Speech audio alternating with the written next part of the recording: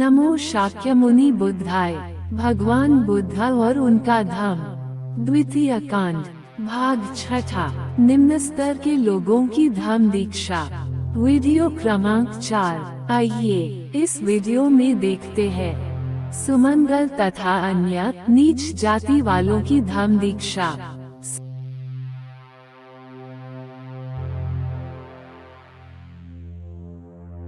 सुमंगल श्रावस्ती का एक किसान था।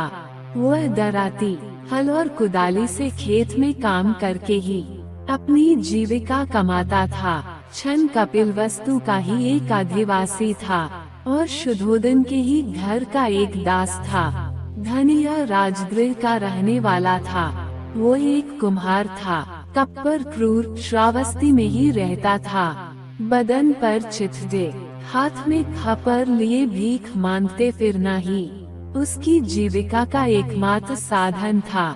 उसका नाम ही पड़ गया था चिथड़े चावल। बड़े होने पर वह घास बेचकर गुजारा करने लगा था। इन सभी ने भगवान बुद्ध से संघ में प्रविष्ट होने की अनुज्ञा चाही, बिना उनकी नीच जाति की ओर देखे और बिना उनके पहले के पेशे की ओर देखे। भगवान बुद्ध ने सभी को संघ में प्रविष्ट कर लिया। दोस्तों, अगले वीडियो में देखेंगे कुष्ठ रोगी सुप्रबुद्ध की धर्म दीक्षा। 75। नमो शाक्यमुनि बुद्धाय। भगवान बुद्ध और उनका धम्म। द्वितीय कांड, भाग छठा। निम्न स्तर के लोगों की धम्म दीक्षा।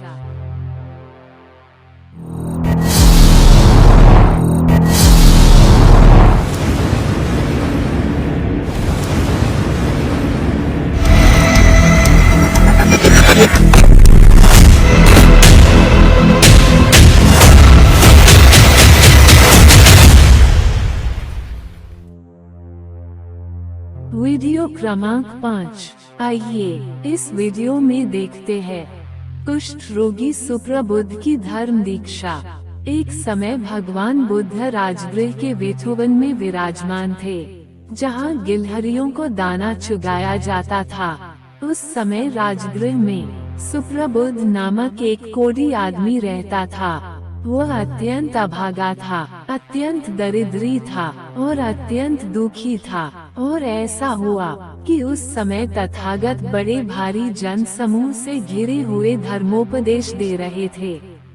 उस कुष्ठ रोगी सुप्रबुद्ध ने जब कुछ दूर से वह भीड़ देखी तो उसके मन में हुआ, निस्संदेह वहाँ लोगों को भीख बांट रही होगी। मैं भी यदि वहाँ निकट चला जाऊं तो मुझे भी खाने को कुछ न कुछ अवश्य मिल ही जाएगा। इस प्रकार कोढ़ी सुप्रबुद्ध उस भीड़ के समीप पहुंचा। वहां जाकर उसने देखा कि बड़े जन समूह के मध्य बैठे तथागत धर्मोपदेश दे रहे हैं। उसने सोचा, यहाँ भीख तो नहीं बच रही है, यहाँ तो श्रमण गौतम का धर्मोपदेश हो रहा है। अच्छा, मैं धर्मोपदेश ही सुनूं। वो ये निश्चय करके एक ओर बैठ गया। मैं भी धर्मोपदेश सुनूंगा। अपने चित्त से सभी उपस्थित लोगों के चित्त की दशा जानकर तथागत ने सोचा, इन उपस्थित लोगों में कौन है जिसे धर्मावबोध हो सकता है। तब तथागत ने वहीं एक ओर बैठे कोढ़ी सुप्रबुद्ध को देखा। उसे देखकर तथागत ने जाना, इसे धर्मावबोध हो सकता है। तब उस कोढ़ी सुप्रबुद्ध के लिए ही तथागत ने धर्मोपदेश दिया। दान कथा, शील कथा, स्वर्ग कथा आदि उन्होंने काम सुखों की तुच्छता और आश्रवों से मुक्ति लाभ करने पर जोर दिया। जब तथागत ने देखा कि कोढ़ी सुप्रबुद्ध का चित्त नरमा गया है, तमाया गया है, ऊपर उठाया है तथा श्रद्धायुक्त हो गया है, तब जो बुद्धों की सर्वोत्कृष्ट देशना है उसका उपदेश दिया।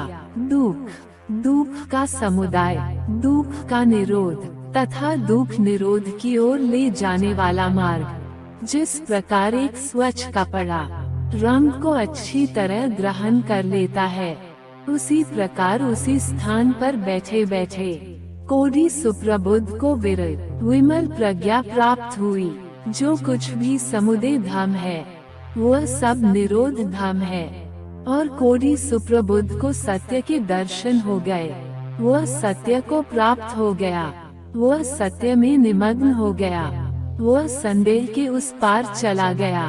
उसकी विचिकित्सा शांत हो गई। उसमें विश्वास उत्पन्न हो गया। अब उसे और कुछ करनीय नहीं रहा। वह तथागत की देशना में सुप्रतिष्ठित हो गया। तब कोडी सुप्रबुद्ध अपने आसन से उठा और तथागत के कुछ समीप जाकर एक ओर बैठ गया। इस प्रकार बैठे हुए उसने तथागत से निवेदन किया, अद्भुत है भगवान, अद्भुत है। जैसे कोई गिरे को ऊपर उठा ले, छिपे को उघाड़ दे, पथ भ्रष्ट को रास्ता दिखा दे, अंधकार में प्रदीप प्रज्वलित कर दे, ताकि जिन्हें आँख है वे रास्ता देख लें। इसी प्रकार भगवान ने नाना प्रकार से धम्म की व्याख्या कर दी।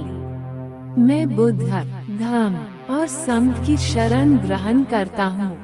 भगवान आज से मेरे प्राण रहने तक मुझे अपना शरणागत उपासक समझे।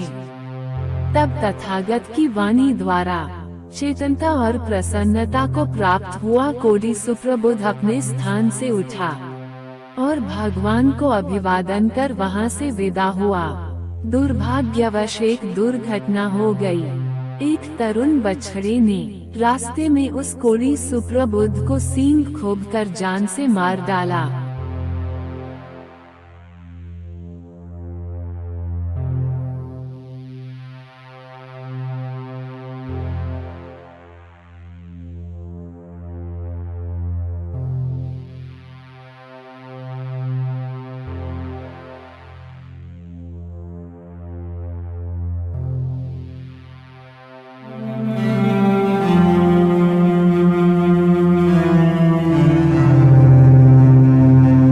दोस्तों, उम्मीद है कि हमारा ये छोटा सा प्रयास आपको पसंद आएगा। तो कृपया हमारे इस वीडियो को लाइक करें और अपने दोस्तों को शेयर करें। और हाँ, चैनल को सब्सक्राइब करना ना भूलें। धन्यवाद।